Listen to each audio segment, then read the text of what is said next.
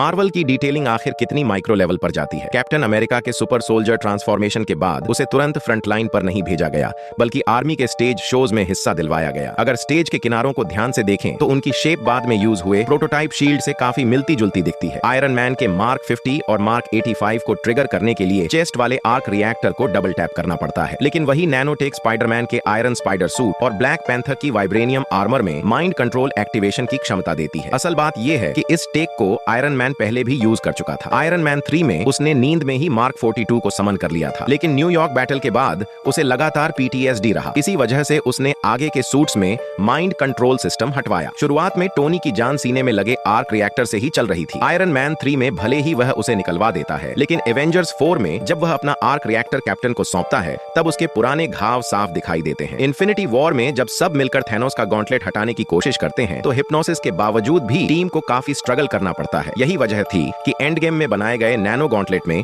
Auto latching system डाला गया, जिसकी मदद से टोनी बिना किसी के नोटिस किए थैनोस के हाथ से स्टोन्स निकाल लेता है। अब सवाल ये कि उसने स्नैप दाएं हाथ से क्यों किया? वजह सिंपल है, उसका बायां हाथ बार बार जख्मी होता रहा। मार्क 1 में वह गुफा की चट्टानों में फंस गया, फिर टैंक शेल से वही हिस्सा डैमेज हुआ। बाद में सिविल वॉर में भी बाएं बाजू पर भारी चोट आई और टाइटन की लड़ाई में थैनोस ने उसी हाथ को जकड़ लिया था। इसी लगातार चोट की वजह से नैनो गॉन्टलेट को दाएं हाथ के लिए बनाया गया था, ताकि आखिरी स्नैप बिना किसी बाधा के हो सके।